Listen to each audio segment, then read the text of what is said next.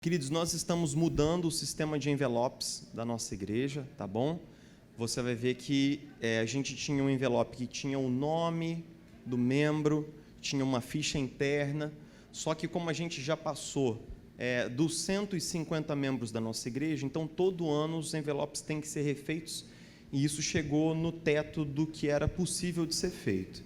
Então, numa reunião do conselho, a gente decidiu simplificar esse sistema, vai voltar para um formato bem mais singelo, né, onde você vai ter algumas informações que você quiser dispor aqui na frente do envelope e, de certa forma, isso vai facilitar a nossa gestão aqui também. Então, não estranhe, você vai ver que os envelopes com os nomes eles vão sumir, desaparecer, e outros envelopes aparecerão ali no lugar, tá bom? Queridos, nós estamos finalizando uma série de reflexões hoje e eu gostaria de convidar você para abrir sua Bíblia comigo na Epístola de Tiago.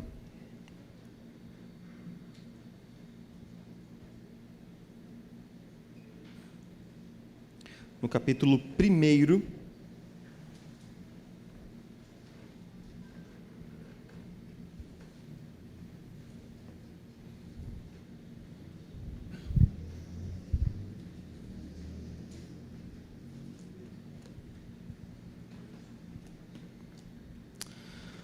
No versículo 2. Tiago 1. Já que a gente está lendo o versículo 2, vamos ler também a abertura da epístola, né? Tiago, capítulo 1, versículo 1, diz o seguinte: Tiago, servo de Deus e do Senhor Jesus Cristo, as 12 tribos dispersas entre as nações, saudações. Meus irmãos, considerem motivo de grande alegria o fato de passarem por diversas provações, pois vocês sabem que a prova da sua fé produz perseverança, e a perseverança deve ter ação completa, a fim de que vocês sejam maduros e íntegros, sem lhes faltar coisa alguma. Se algum de vocês tem falta de sabedoria, peça a Deus, que a todos dá livremente, de boa vontade, será concedida. Peça, porém, com fé, sem duvidar, pois aquele que duvida é semelhante à onda do mar, levada e agitada pelo vento.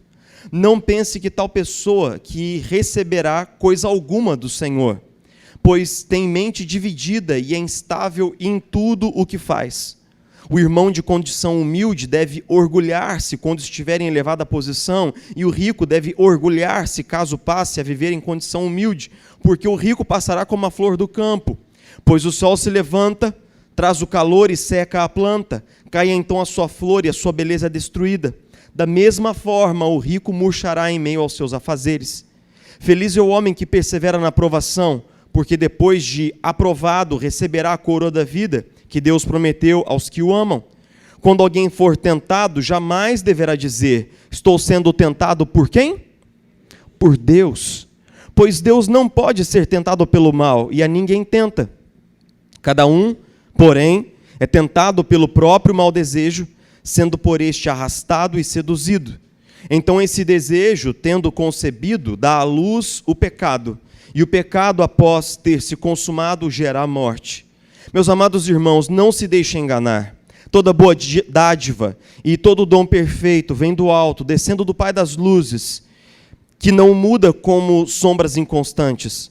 Por sua decisão, Ele nos gerou pela palavra da verdade, a fim de sermos como que os primeiros frutos de tudo o que Ele criou. Jesus, nós nos voltamos para a Tua palavra, absolutamente conscientes de que do Senhor mesmo dependemos para entendê-la, para aplicá-la e para vivê-la. E é nesse espírito absoluto de dependência, Jesus, é que nós, nesse momento, pedimos: Espírito Santo de Deus, abre os ouvidos do nosso coração. Abre os ouvidos do nosso coração para que nós possamos discernir a sua voz, para que nós possamos entender o que o Senhor está falando conosco dentro do nosso casamento, na nossa família, no nosso trabalho, de tal maneira que nós possamos discernir, Jesus, e pôr em ação.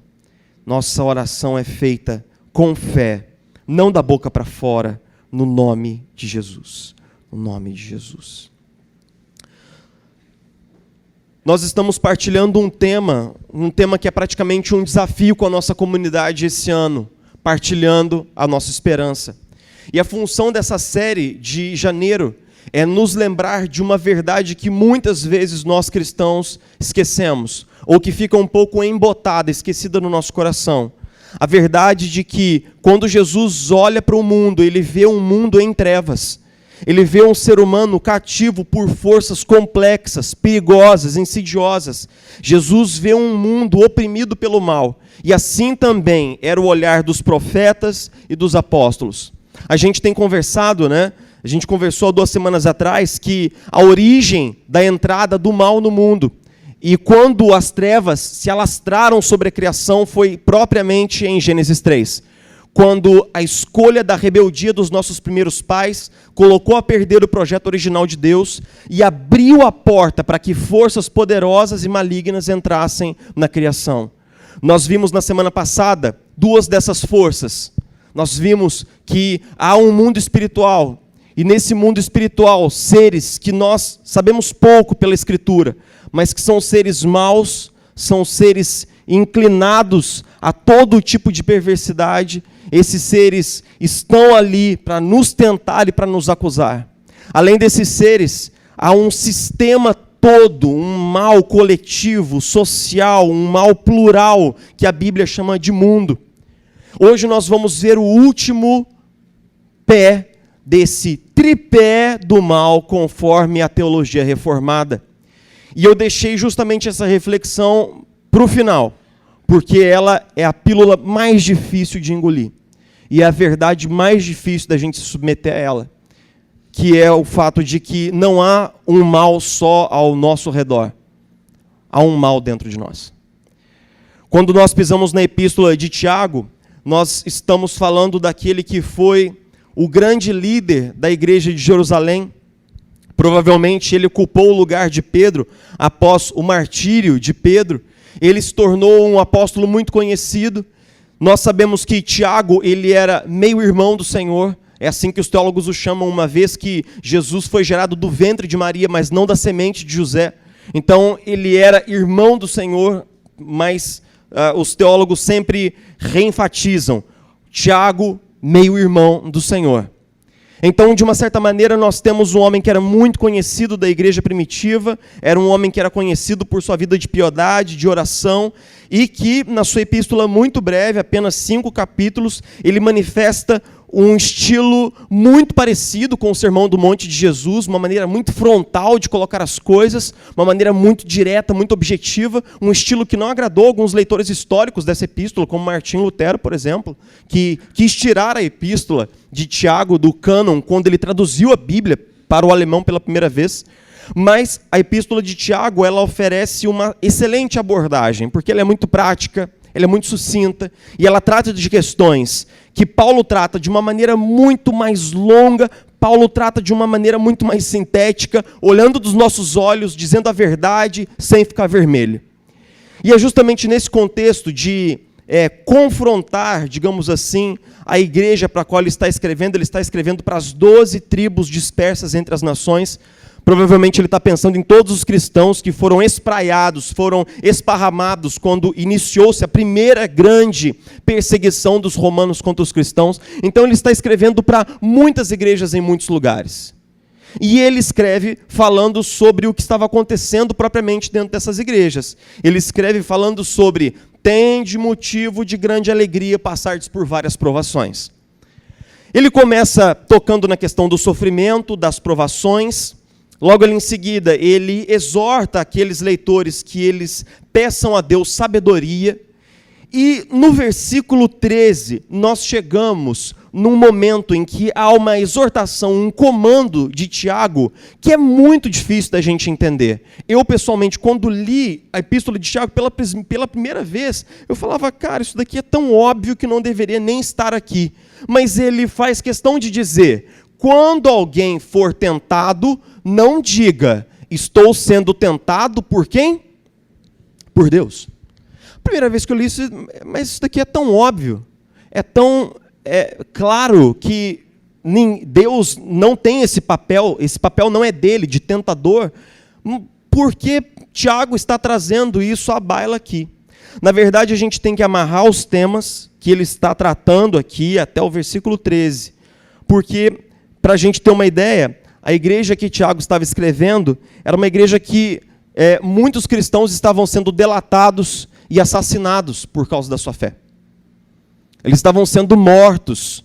Eles estavam sendo encontrados em lugares de culto e as famílias eram todas mortas à espada ou no Coliseu pelos romanos. Era a primeira grande perseguição. Então aquela igreja estava passando por uma grande provação, por uma grande tribulação, por um grande sofrimento, uma grande pressão para que eles abandonassem a fé. Mas no meio de tudo isso, muitos cristãos estavam dizendo assim, eles estavam abandonando a fé, voltando para a vida antiga de pecado, para a vida fácil de pecado que eles tinham naquela sociedade tão corrompida, e eles estavam dizendo assim, bom, eu estou abandonando a fé, eu estou voltando para a minha vida antiga, mas a culpa, na verdade, é de Deus. Porque nós temos orado, nós temos pedido socorro e Ele não tem nos socorrido. Ele não tem parado a perseguição, Ele não tem posto um limite ao nosso sofrimento, e por isso eu estou abandonando a fé. Um grande teólogo do nosso tempo, Craig Keener, ele diz que essa tentativa de justificar a própria falha era muito comum na literatura grega antiga. E possivelmente os cristãos estavam imitando o comportamento de grandes heróis da literatura que faziam grandes besteiras, grandes bobagens, mas depois se colocavam como vítima culpando os deuses. Por exemplo, nosso querido Hércules, não sei se todo mundo sabe, mas os 2 trabalhos de Hércules ele faz para expiar a culpa de ter assassinado a própria esposa com as próprias mãos. Mas então ele coloca a culpa sobre o deus Zeus, que turvou a sua consciência, e ele então com aquela força enorme matou a sua própria esposa. Então os cristãos eles estavam utilizando desculpas para justificar o seu próprio pecado, e uma dessas desculpas era, Deus enviou sobre mim uma tentação muito grande, e eu não pude resistir. Deus enviou uma provação, um sofrimento muito grande, e então eu falhei. É lógico que Tiago está sendo bem direto. Ele está dizendo para os cristãos, quando vocês utilizam essa lógica, vocês estão colocando a culpa em Deus. Mas Deus não pode tentar ninguém. Deus a ninguém tenta.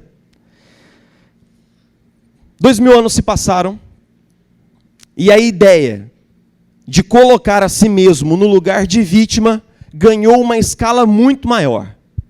Muito maior. Essa vitimização, essa narrativa vitimizadora, ela é absolutamente brutal e presente dentro da nossa sociedade. E por quê? Porque de lá para cá, toda vez que um mal colossal acontece no mundo, como o Holocausto, por exemplo, como guerras religiosas e coisa do tipo, os sociólogos, os historiadores e os filósofos sempre encontram uma maneira de dizer que o homem, na sua essência, é bom. Ele nasce bom, mas ele é corrompido pela sociedade, a sociedade que o oprime, que coloca valores nele. Ele é corrompido pelo dinheiro, ele é corrompido pela mídia, ele é corrompido pelo materialismo, ele é corrompido pela política.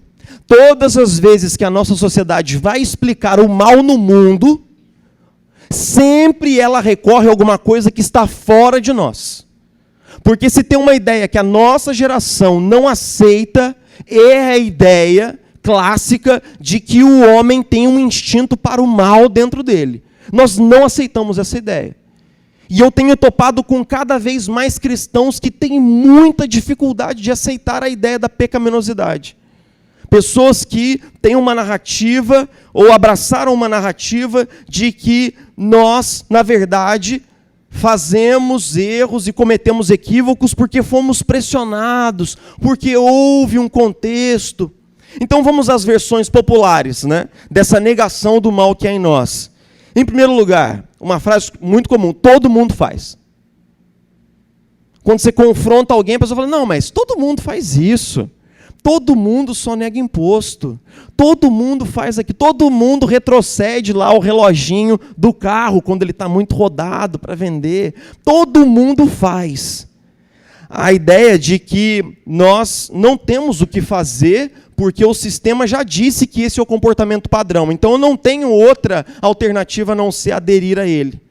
A outra narrativa é, tem gente que faz coisa muito pior, pastor. Isso eu ouço muito no meu gabinete, né? A gente está lá, a gente chega naquele momento assim do confronto, aí a pessoa vira assim, não, pastor, mas olha, eu estou fazendo isso está errado. Mas tem gente, pastor, que faz coisa muito pior. Eu podia estar roubando, podia estar matando, né? A terceira que eu ouço muito é, eu não tive escolha. Do tipo assim, não, você não, né, eu estava lá, os meus amigos me pressionaram, eu não tive escolha. As pessoas meio que me empurraram para aquela situação, eu não tive escolha. E a última e a mais cabeluda de todas, prepare-se. Você não sabe pelo que eu passei, pastor. Você não sabe pelo que eu passei. E aí a pessoa começa a contar como os traumas impingidos pelos pais fazem com que o comportamento dela seja justificável. Ela se esconde atrás das falhas morais dos pais, invocando os traumas, invocando os abusos, talvez dos pais, da vida, dos amigos, mas há um problema aí. Quando nós nos alijamos, quando nós empurramos para longe de nós a nossa responsabilidade pelo mal que nós cometemos e pelos equívocos que nós cometemos, nós também estamos abrindo mão do controle sobre o nosso próprio comportamento. Se você diz, eu tenho pecado nessa área da minha vida, não porque eu sou uma pessoa ruim, não porque eu tenho um instinto para o pecado, mas porque todo mundo faz assim, porque você não sabe pelo que eu passei, porque eu fui coagido a fazer isso, todas as vezes que nós fazemos isso, nós estamos abrindo mão do controle, nós estamos dizendo que outra pessoa, outra entidade está no controle da nossa vida. Nós começamos a abrir mão da responsabilidade, mas nós também estamos abrindo mão do único caminho de mudança. Ou seja, se você se coloca como uma vítima você será. Se você se coloca como uma vítima, porque esse lugar é confortável para você ou para mim, e se eu me coloco como vítima da minha história, dizendo, eu fui abandonado pelo meu pai, ainda antes do nascimento, fui abandonado pelo meu segundo pai na vida adulta, eu tive 2 oportunidades de ter família, mas não consegui, a vida é muito cruel comigo, a vida é muito dura, e se eu me prendo a essa narrativa, de tal maneira que ela justifique e perdoe os meus erros e as minhas falhas, eu estou tomando um caminho sem volta para que os meus defeitos habitem em mim, sejam justificados, destruam meu casamento, destruam a minha família. Eu estou abrindo mão da mudança. Eu estou amarrando uma bola de ferro no pé enorme com o nome Gabriela. Eu nasci assim, eu cresci assim e eu vou morrer assim. Ouça o que Tiago diz, no versículo 16. Meus irmãos, não se deixem o quê? Enganar. Não se deixem enganar. O que quer dizer isso? Que toda narrativa que tira a nossa responsabilidade sobre os nossos equívocos, os nossos pecados e as nossas falhas, toda narrativa que nos coloca numa posição de vítima e de coitado, toda narrativa que faz de mim um coitado na história da minha própria vida e na qual eu não assumo a minha responsabilidade pelos meus erros, é um engano, é uma mentira, é um engodo, é uma armadilha. E ele diz, não se deixem enganar. Deus não tenta ninguém. E ele começa então a mostrar de onde vem, de fato, o problema. Ele começa a mostrar para aqueles ouvintes por que eles estavam abandonando a fé. Eu estou abandonando a fé porque a perseguição é muito cruel. Eu estou abandonando a fé porque eu vi os meus filhos morrerem debaixo da mão do soldado romano. Eu estou abandonando a fé porque eu fui expulso da minha casa porque eu me tornei cristão. Eu abandonei a minha fé porque eu fui expulso do negócio que eu tinha com a minha família, porque eu abandonei a fé da família. Eu abandonei a fé cristã e voltei para a vida de pecado por causa disso e por causa daquilo. Tiago diz não. Tiago diz não, não é verdade.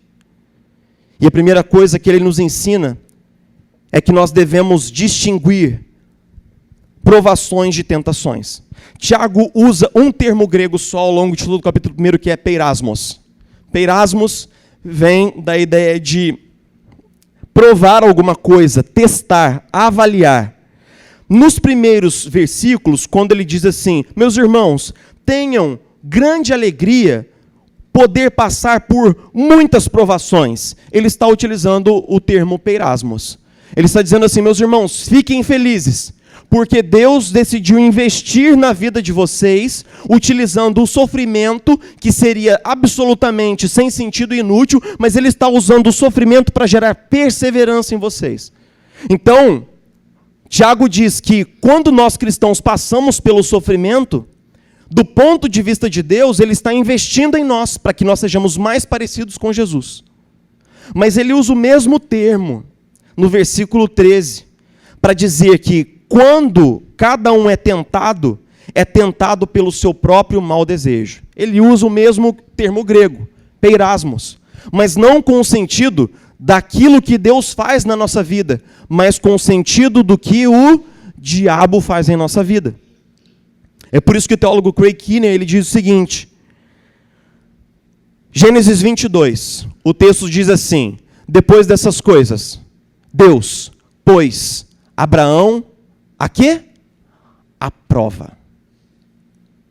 Deus pôs Abraão à prova, ele estava testando, ele estava provando Abraão.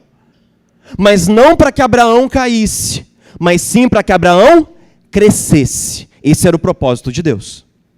Mas Tiago está dizendo que o diabo não nos prova para nos ver vitoriosos e maduros. O diabo nos prova e nos tenta para nos derrubar, nos envergonhar no meio do caminho. Então a primeira coisa que ele diz é, nós temos que distinguir entre provação, porque provação tem que ser suportada com paciência e com perseverança, porque vem do Senhor. Mas a tentação tem que ser rechaçada com obediência e fidelidade, porque não vem do Senhor. Então nós temos que ter discernimento entre provação e tentação. É por isso que no versículos, no meio dessa perícope, ele diz, peçam a Deus sabedoria. Então nós temos que pedir ao Espírito Santo de Deus discernimento, sabedoria, entendimento espiritual das coisas. Não entendimento humano, carnal, terreno, mas entendimento espiritual. Porque ele diz no versículo 13, Deus a ninguém tenta. No sentido de nos querer derrubar, não. Deus a ninguém tenta. E então no versículo 14, ele é direto, bem no estilo de Tiago. Cada um, porém, é tentado pelo próprio mau desejo, sendo por este arrastado e seduzido. Tem dois comentários que eu preciso fazer nesse versículo para a gente entender ele com clareza. Em primeiro lugar, o termo que Tiago utiliza aqui para desejo, é um termo que Paulo também usa bastante, epitomia, e não é só um desejo, uma vontade, é um clamor, é um anseio, é um desejo fortíssimo, é uma inclinação violenta. Imagine assim, um desejo multiplicado muitas vezes, é isso, esse desejo, esse instinto, essa sede, essa sanha dentro de nós. Ele diz que esse instinto é mau, e ele diz que nós somos atraídos e seduzidos por esse desejo. E aqui, ele usa duas palavras, arrastado e seduzido. Cada uma dessas palavras invoca uma metáfora. O primeiro, arrastado, envolve a metáfora da caça, porque era um termo da caça do tempo de Tiago. É quando você abate um animal e o arrasta. O segundo é seduzido, que é um termo da pesca. Quando você joga um anzol na água e você seduz o peixe é atraído até aquela isca. Então, note O que Tiago está dizendo? Tiago está dizendo que há um caçador, há um predador, mas não do lado de fora. Do lado de dentro. Nós somos arrastados, nós somos seduzidos, não só por Satanás, que é o mal do lado de fora, não só pelo mundo, que é o mal do lado de fora, mas há alguma coisa dentro de nós. Há alguma coisa escura, uma sombra dentro de nós, que nos empurra para o mal. Que nos empurra para o mal. E o resultado ele conta no versículo 15. Uma vez que nós somos traídos, enganados, somos caçados por esse desejo que vive em nós, e então nós efetivamos, nós cumprimos o que esse desejo pede, então nasce o mal. E ele usa a imagem da concepção, ele usa a imagem de uma mulher dando à luz. Só que note que quando uma mulher dá à luz, ela dá à luz cheia de expectativa. Expectativa que dali, do parto, vai sair uma coisa boa. Vai vir o seu filho, a sua filha, vai ser uma bênção na sua vida. Mas a ironia que Tiago usa é que toda vez que nós nos lançamos ao pecado com uma expectativa boa, de prazer, de saciedade, de encontrar naquilo aquilo que nós estávamos procurando, o resultado ao invés de vida é o quê? Morte. Porque o pecado concebido gera a morte. Tiago está oferecendo uma explicação que nós já ouvimos uma vez ou outra. A explicação de que há um mal dentro de nós, de que nós somos pecadores e de que esse instinto para o mal é agressivo, é persistente, é negro. Nós dizemos que nós aceitamos essa explicação, mas eu tenho encontrado muita resistência nos corações com relação a essa ideia do cristianismo, de que nós somos pecadores. Pessoas não religiosas dizem assim, mas eu não faço nada demais, eu pago minhas contas, sou um cidadão honesto, e ele invoca todas as coisas normais e regulares que ele deveria fazer, que não é mais do que a obrigação dele fazer, para dizer que, no final das contas, ele não é uma pessoa tão ruim assim. Mas eu ouço isso também na boca de gente religiosa, de gente cristã, dizendo assim, não, eu vou à igreja, eu leio a Bíblia, eu falo com Deus, então, assim, eu estou me esforçando, né? Eu estou me esforçando é o slogan do crente para negar esse mal que habita dentro de nós. Então eu vou te contar uma história para ajudar você a entender. Você foi empossado como comandante no meio de uma guerra absolutamente tenebrosa entre dois países. Os conflitos escalaram, as tropas foram para o campo de batalha, e você agora é o comandante que toma as decisões estratégicas que vão reger batalhões inteiros, tropas inteiras. Você está ali com os seus oficiais mais chegados, meia dúzia de pessoas numa sala, e vocês estão analisando os dados da inteligência, tomando decisões, fazendo brainstorming, mas toda vez que vocês colocam essas ordens no campo, alguma coisa acontece, parece que o inimigo já sabia, suas tropas são esmagadas, soldados morrem, baixas, o moral das tropas desce, você fica confuso e no final das contas vem um dado da inteligência. Há um espião dentre os oficiais do alto comando. Você e mais 5 homens, mas um daqueles é um traidor. Um daqueles é um espião que foi infiltrado ali há muitas décadas e ele está vazando dados. Então, o que esse espião vai tentar fazer? Em primeiro lugar, ele vai tentar proteger a própria identidade a todo custo. Porque se o seu disfarce for revelado, ele estará morto. E em segundo lugar, ele vai tentar explicar as derrotas sofridas de uma outra maneira. Assim que você chegar no conselho de oficiais e dizer assim, a inteligência diz que tem um espião entre nós. Mas por quê? Porque nós temos colocado as ordens em prática no campo de batalha e nós temos sido derrotados. Ele fala, não, mas isso foi um azar. Mas isso foi uma superioridade. Isso é porque, de repente, comandante, o senhor não está sabendo reger bem as tropas, seu método está antiquado. Ele vai dar outras explicações para que ele não fique em evidência. Então ele vai fazer essas duas coisas. Ele vai tentar disfarçar de todo jeito a sua identidade, manter-se em oculto, e ele vai tentar dar uma outra explicação para as derrotas que estão acontecendo no campo de batalha. Qual sua única esperança como comandante? Descobrir quem é o espião, revelar sua identidade. Descobrir quem é o espião e revelar a sua identidade. Agora, tem uma coisa que nem todo mundo sabe, e eu acho que eu vou abrir uma notícia absolutamente reveladora para muitos cristãos, até de longa data aqui do púlpito agora. Você sabe que Paulo fez muitas viagens missionárias. Mas houve um momento na carreira missionária de Paulo, enquanto ele bolava os projetos, que ele descobriu que havia um espião na equipe dele. Ele descobriu que havia um traidor dentro da equipe dele. E ele narra o momento em que esse traidor foi descoberto. Quando ele diz assim: não entendo o que eu mesmo faço, porque não faço o que desejo, mas o que odeio. Tenho o desejo de fazer o que é bom, mas não consigo realizá-lo. Pois o que faço não é o bem que desejo, mas o mal que eu não quero fazer, esse eu continuo fazendo.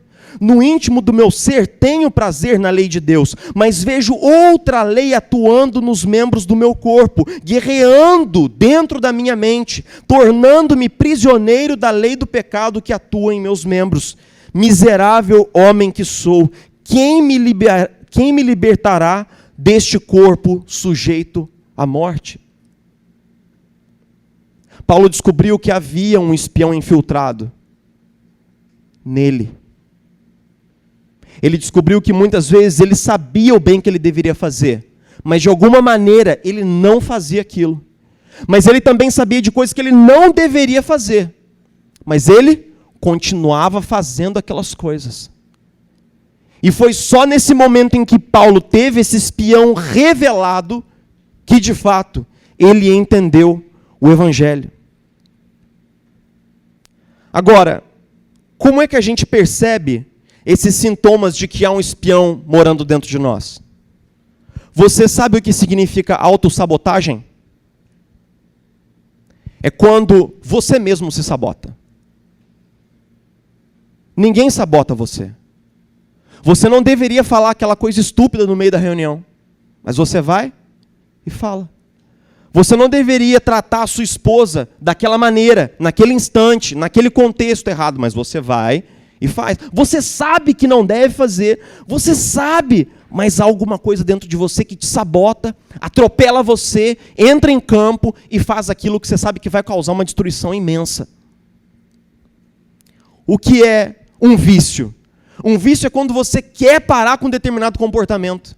Você sabe que aquilo está destruindo sua vida, está destruindo sua saúde, destruindo seu casamento, mas você não consegue. Você está fora do controle. Existe outra coisa no controle de você, no controle de mim. O vício assume a diretiva da nossa vida e a gente fala assim: rapaz, eu nunca mais vou fazer isso. A gente acorda no dia seguinte com aquela ressaca moral. Não, nunca mais vou fazer isso. Mas logo que a culpa desvanece, você faz de novo, eu faço de novo.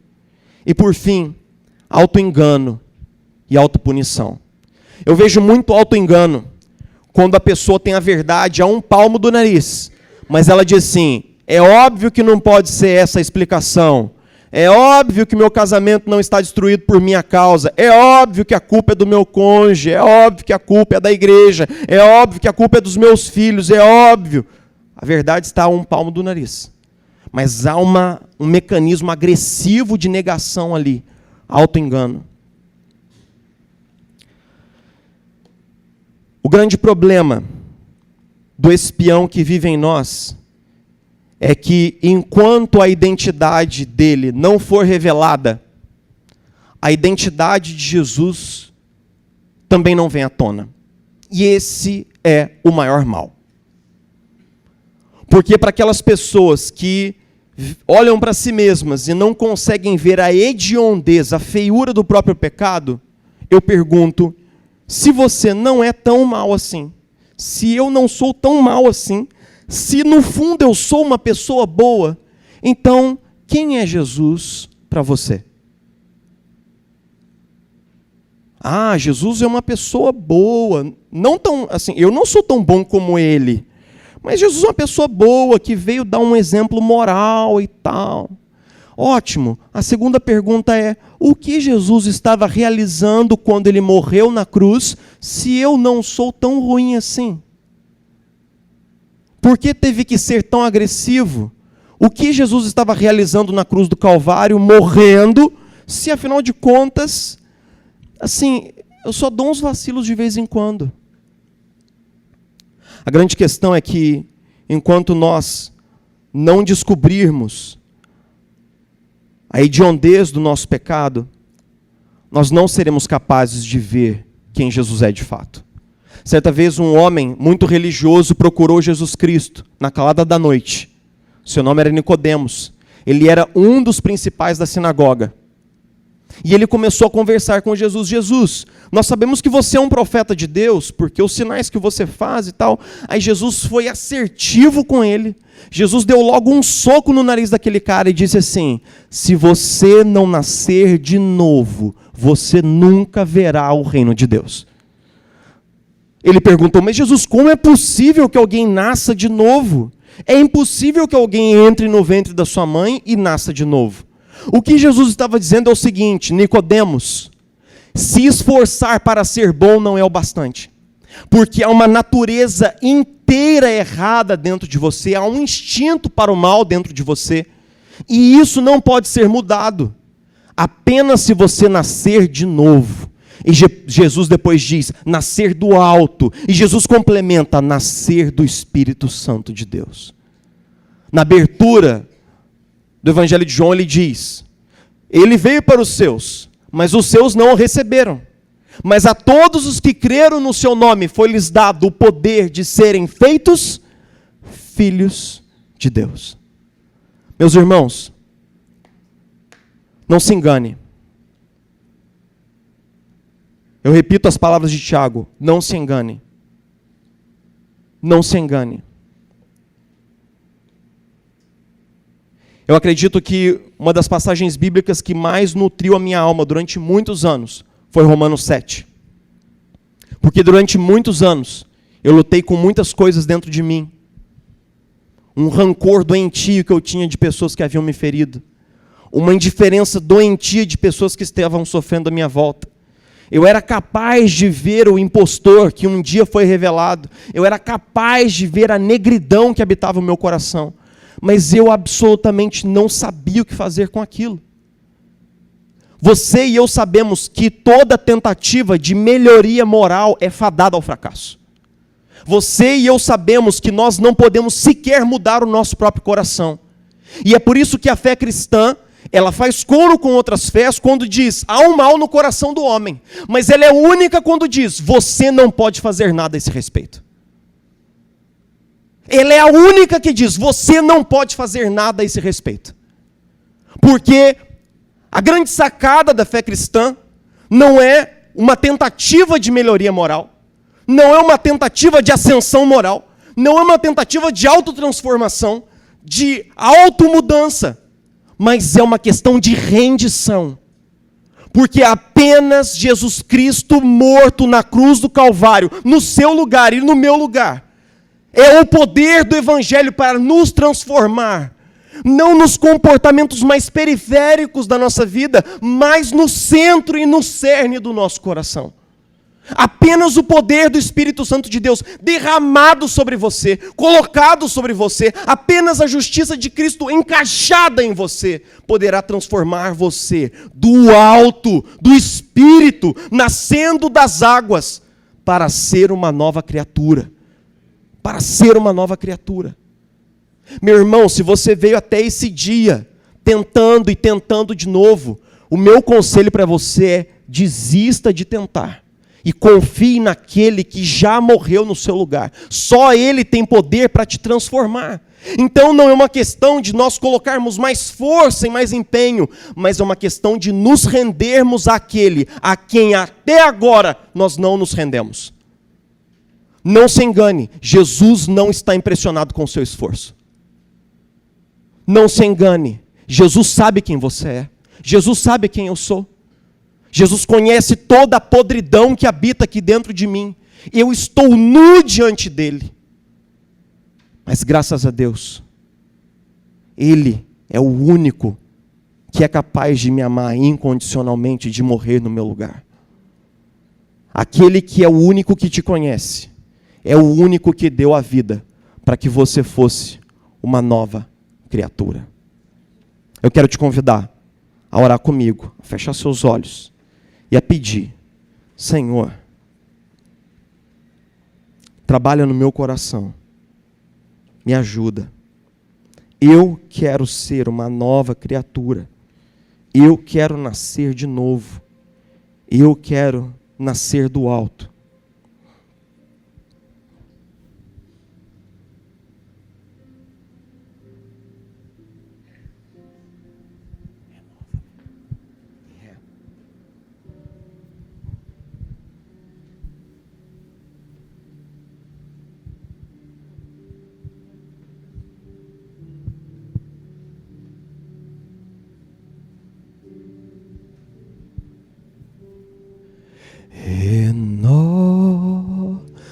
Renova-me, Senhor Jesus.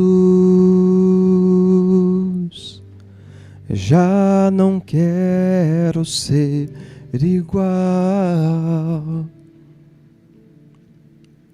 Renova-me, Senhor.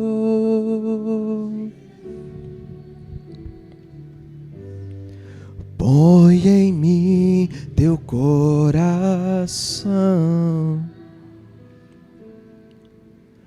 porque tudo que há dentro de mim necessita ser mudado, Senhor. Porque tudo que há dentro do meu coração necessita.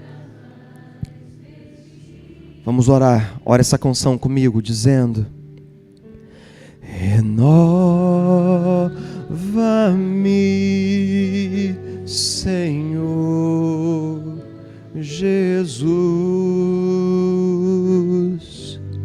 Já não quero ser igual.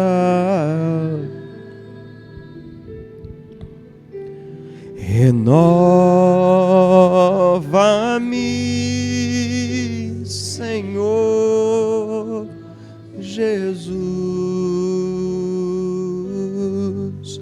Põe em mim teu corpo.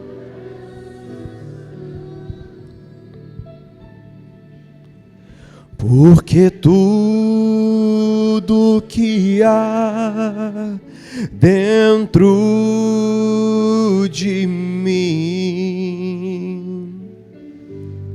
necessita ser mudado, Senhor. Porque tudo que há dentro do meu coração necessita mais, necessita mais de ti.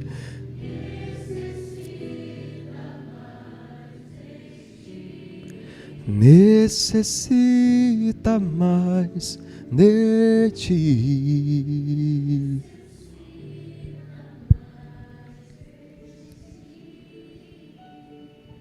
Jesus, talvez para muitos de nós o dia de hoje seja o fim de uma longa jornada. A longa jornada na qual nós viemos lutando com esse mal interior.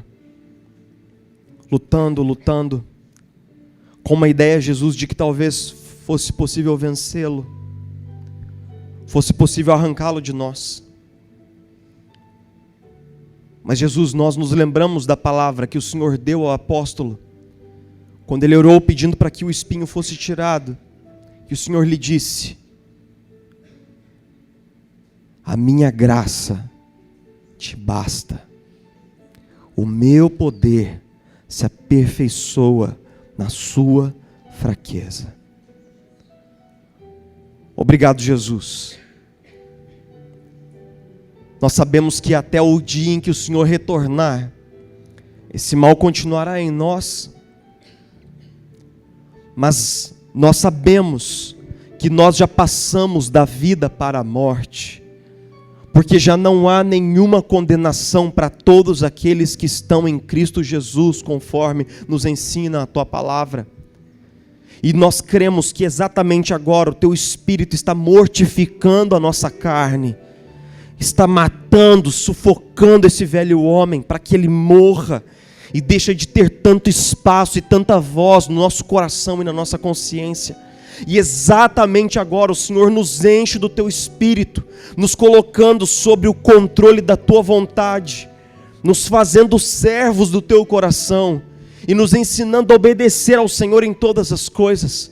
Obrigado, Jesus. Obrigado porque na cruz poder espiritual já foi derramado sobre nós, para que nós possamos ser e viver como uma nova criatura. Obrigado, Jesus. E sobretudo, Jesus, pela confiança maravilhosa de que nada, nem ninguém, nem principado, nem potestade, nem o pecado podem nos separar do Seu amor, ó Pai, que está em Cristo Jesus. Senhor, nós nos colocamos aos Teus pés, nos rendemos a Ti, confessamos com os nossos lábios e com o nosso coração: nós precisamos de um Salvador, Jesus Cristo. Nós precisamos de um Salvador, nós precisamos de um Salvador. Nós precisamos de um Salvador, desesperadamente nós precisamos de um Salvador. E graças a Deus nós temos. Graças a Deus, Jesus nos foi dado, o Cordeiro de Deus foi morto. Graças a Deus. Senhor, dá descanso ao nosso coração, descanso na Sua graça. Que nós possamos assumir a nossa responsabilidade, Jesus, pelos nossos pecados. E que nós possamos fazer isso nos arrependendo deles diante da Tua cruz. Em nome de Jesus. Em nome de Jesus. Amém.